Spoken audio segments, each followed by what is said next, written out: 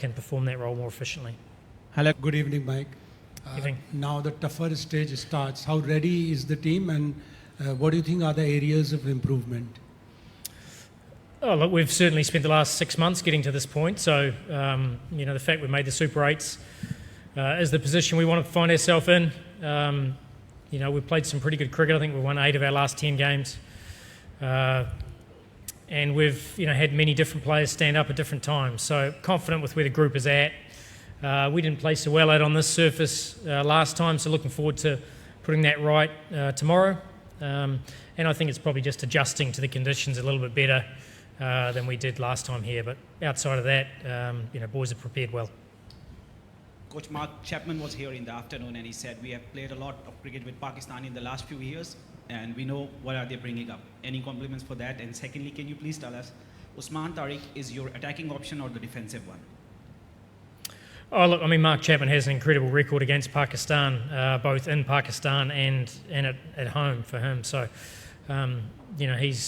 he's faced a lot of our bowlers and he's had some success.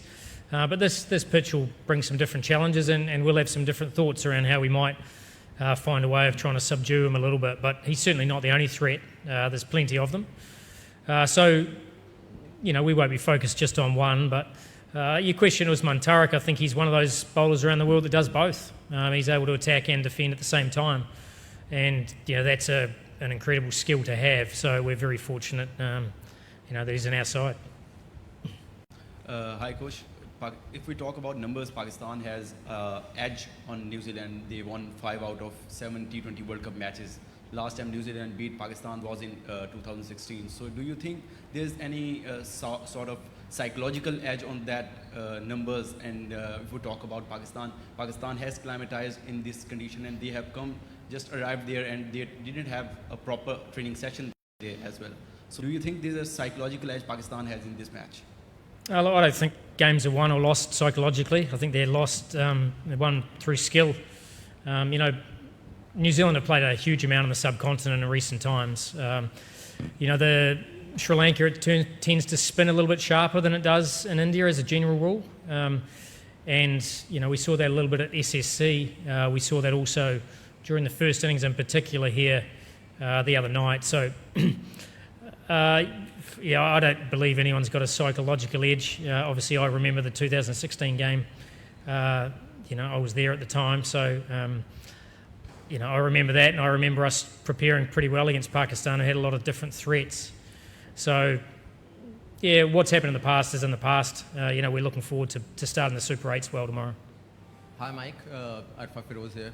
Mike, we are failing to understand why Babar Azam is batting at number 4. When we look at the timeline of Babar Azam, he opened the innings in LPL, he opened in Big Bash, he opened for Pakistan when he was captain, even in PSL. But why are you making him play at number 4? Because this seems to be a cricketing suicidal for Babar Azam, making him play at number 4 in T20s.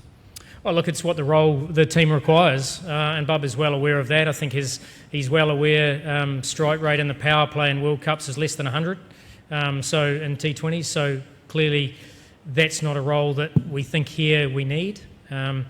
We think he's a fine player through the middle if required, in terms of if we're in a little bit of trouble, or as we saw against the USA, once he gets himself set, he can increase his strike rate at that point. So.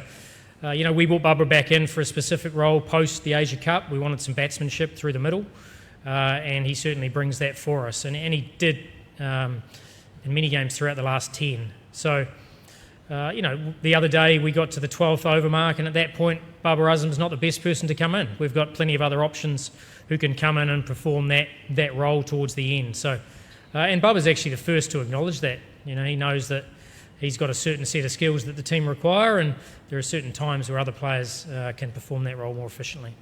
Hello, Coach Abu Bakr Tard from Crickweek. It's been almost 1 year you have joined this team as a head coach, and Abrar has been one of top-notch players in this stint. And if we look at the wicket charts, Abrar has been second leading wicket taker in the last 12 months. But after India's game, just after one game, he has been dropped. Do you think Pakistan is too much relying on the all-rounders and it might be risky against top teams? Oh, look, I think, you're calling them all-rounders, but Nawaz is one of the best performing spinners in the world in T20 cricket. since Shadab's come back, his figures have been exceptional.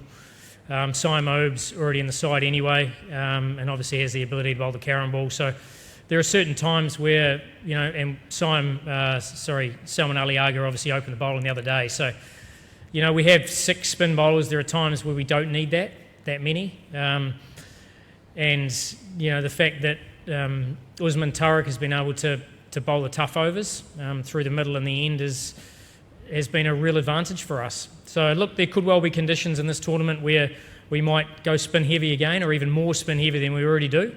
And we know that Abrar would be ready if required. Hi, Coach. This side. Pratyush from Times of India. Just a question on the middle order. It's basically one-dimensional, too many right-handed batter there. Do you think in the Super 8 will we see Fakhar coming in place of anyone, be it Babar or someone else in the playing 11? Do you think, because it's pretty one-dimensional now. After Saim, the other southpaw that in Pakistan playing 11 is, if I'm not wrong, Mohammad Nawaz. Your thoughts on that? Yeah, we have Nawaz, we have Fahim as well, who are both left-handers who can do a role there. But absolutely, Fakhar's in the squad. We know that if he's required, if we end up having to play a lot of left-arm spin and the ball turns, that the advantage of that is important, and we've got that flexibility within the squad. Hi, Coach. Ijaz Ahmed here from Urdu Point. Are you satisfied with the current approach of our top order, or especially with the middle order? Look, top order has been exceptional in 3 of the games. We played on a different surface at SSC the other day during the day, and it was actually quite two-paced. And I thought we absorbed a bit of pressure in that power play well. If we went too hard too soon, we could have found ourselves in a little bit of trouble. I think there was a bit of talk about, we needed to attack it a little bit more, but conditions didn't really allow that. And then once the seam got softer, it got easier. And we saw Agha and then Shadab and obviously Sahibzada Farhan dominate the last 15 overs. Coach, Fakhar and Shaheen still on bench. Usually we see if any senior player did not perform well, other senior player replace because they are waiting on the bench. So why they both are still on the bench? Because already Pakistan played 4 games. Look, we picked the best team to play that particular game for Pakistan. And we made a call that Salman Mirza was coming in for Shaheen, and he bowled incredibly well. To be fair, he was probably really unlucky to not be playing the second and third games. His record since he started playing for Pakistan is exceptional, and conditions have dictated that we're only playing 2 seamers, and often those 2 seamers are not even bowling their full complement. So, and as I've already talked about Fakhar just before. Hi Mike, this is Usman Khan from Hum News. Just want to ask, we haven't seen Naseem Shah bowling in any match, so do you think, is it a lack of confidence on him from the team management, or do you think tomorrow is the best day to play him because it's overcast conditions and Pakistan should go for the specialist bowlers? Look, I'm sure you've watched enough games out here to know that spinners have played a huge role, and even in the games we played, our spin, we bowled something like 14 overs of spin and went at just over 7 and over. And we had seamers in our tank who didn't even bowl their full complement. So, even when Shaheen played, or even Salman Mirza the other day, they still didn't bowl their full complement of overs because we didn't need them. And that's the luxury of the team. But we also know that if conditions suggest that we need more seam, and probably more probably more Palakali than here, then we know that Naseem is bowling incredibly well, and we've got options. But we'll pick the best team for the conditions.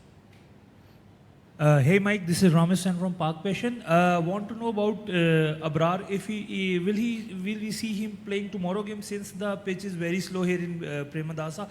Also regarding the role of Saim Ayub, he has been struggling with the bat and scored 63 runs in 4 matches. Yes, he's bowling well, but he's not doing with the bat. Can we see him going down the order and Babar will open with Farhan? Like I said, we've won 8 of our 10 games. The series before this time was the highest run scorer. So we certainly don't look at 1 or 2 games in isolation. The first game against one of those first 2 games, he actually played quite nicely. Got caught at short third. Got a good one from Bumrah. Got himself in a poor position. But we know that Simo, if he gets it right, will take the game away from anyone. Sure, he's bowling well. I mean, that certainly helps, and he's bowling tough overs as well. So, yeah, look, I wouldn't expect huge changes. As I said, we've built our rankings increase over the last 8 months around consistency and making subtle changes, but we won't be making big changes. Oh, look, Abrar, I'm not going to tell you what the team is, I'll tell you that. Hi, Mike. Mike, as far as the Namibia game was concerned, I mean, in terms from Pakistan's point of view, in terms of approach and the thought process, did we see a paradigm shift in the way Shaheen Shafridi was dropped, the use or rather the non-use of Babar Azam? Was the India game a line in the sand moment? No, I wouldn't say that. I think, as I said, Salman Mirza deserved his opportunity. And, you know, Bubba was the first to recognise when left-arm spin was taking shape and it was turning, that it wasn't a smart move to send out 2 right-handers. And then the left-arm spinner had finished and Nafe went out to take the game on. You know, that's what we needed at that time. So, no, certainly not a paradigm shift, more about roles.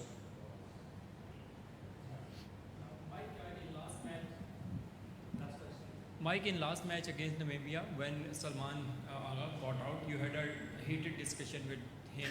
We saw footage. What was that? Please explain. I've actually got sent that video, and you guys have really got that wrong. So I'll talk you through what happened. So I was going over to talk to Salman about and get Nawaz to put the pads on as a left-hander, and Agha was upset that he just got out, so he threw the bottle into the ground. Nothing to do with the conversation we were having. And then, obviously, as I said, once the left-arm spinner finished, we talked about Shadab going and getting his pads on to come in after Noah. So it was a really simple conversation that often he wasn't even part of. He was just standing there being pretty disappointed that he was out, and it just happened to be in the crossfire. So amazing what people can interpret sometimes. Thank you so much. Thank you. No worries.